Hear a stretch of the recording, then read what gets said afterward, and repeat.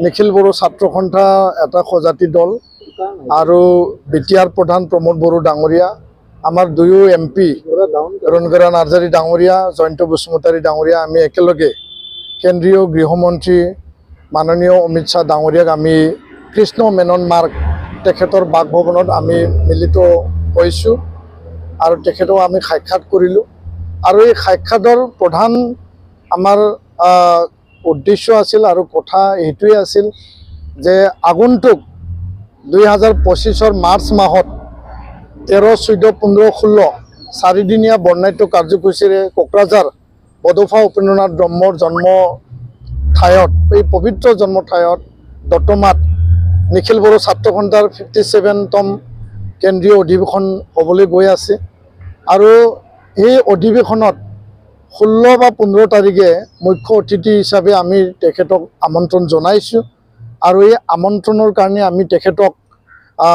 নিমন্ত্ৰণ জনাবলৈ আমি আহিছিলোঁ আৰু তেখেতে সেই অধিৱেশনত যাবৰ কাৰণে আমাক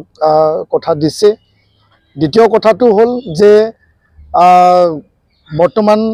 সংসদত বাজেট অধিৱেশন চলি আছে 2020-27 জানুৱাৰীত কেন্দ্ৰীয় চৰকাৰ ৰাজ্য চৰকাৰ আৰু এপছু আৰু NDB সৈতে যি ত্ৰিপাক্ষিক মানে শান্তি চুক্তি স্বাক্ষৰ কৰা হৈছিল বিটিআৰ চুক্তি সেই চুক্তিৰ দফা অনুযায়ী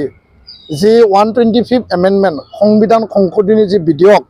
আৰু 280 আৰ্টিকল ইয়াৰ যি বিধেয়ক সেই বিধেয়কখন এই সংসদত বাজেট অধিৱেশনত আনিবৰ কাৰণে আমি গৃহমন্ত্ৰী ডাঙৰীয়াক আমি অনুৰোধ জনাইছোঁ আৰু সেই হিচাপে গৃহ ৰাজ্যমন্ত্ৰী নিত্যানন্দ ৰায় ডাঙৰীয়াৰ লগত আমাৰ আলোচনা চলি আছে আৰু কেন্দ্ৰীয় গৃহ সচিব গোবিন্দ মোহন ডাঙৰীয়াৰ লগতো আলোচনা চলি আছে। গৃহমন্ত্ৰী ডাঙৰীয়াই আমাক আশ্বাস দিছে যে এই বাজেট অধিৱেশনতে যেহেতু মাৰ্চ আৰু এপ্ৰিল মাহলৈকে বাজেট অধিৱেশন চলি থাকিব ইয়াৰ মাজতে এই বিধেয়কখন আনিবৰ কাৰণে তেখেতে কাম কৰি থকা বুলি আমাক জনাইছে যে কেন্দ্ৰীয় চৰকাৰ মোদী ডাঙৰীয়া আৰু অমিত শ্বাহ ডাঙৰীয়াৰ নেতৃত্বত অসমৰ মুখ্যমন্ত্ৰী হিমন্ত বিশ্ব শৰ্মা ডাঙৰীয়াৰ নেতৃত্বত এই বিধেয়কখন পাৰিত হৈ পেলাই আমাৰ যি অধিকাৰ সাংবিধানিক আৰু ৰাজনীতিক যি অধিকাৰৰ কথা আছিল আৰু এই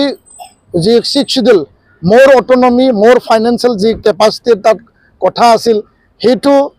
সংযোজন কৰি পেলাই অধিক ক্ষমতা সম্পন্ন বিটিআৰ সেই 6th শিডিউলখন আমি মজবুত বা শক্তিশালী হিচাপে গঢ় দিব পাৰিম তাকে আমি দৃঢ় বিশ্বাসী আৰু সেই হিচাপে আমি কাম কৰি আছোঁ আৰু আজি আলোচনা আটাইতকৈ গুৰুত্বপূৰ্ণ আছিল আৰু ফলপ্ৰসূ আৰু গৃহমন্ত্ৰী ডাঙৰীয়াক আমাক যি সময় দিলে তাৰ কাৰণে আমি গৃহমন্ত্ৰী ডাঙৰীয়াক ধন্যবাদ জ্ঞাপন কৰিছোঁ। ধন্যবাদ।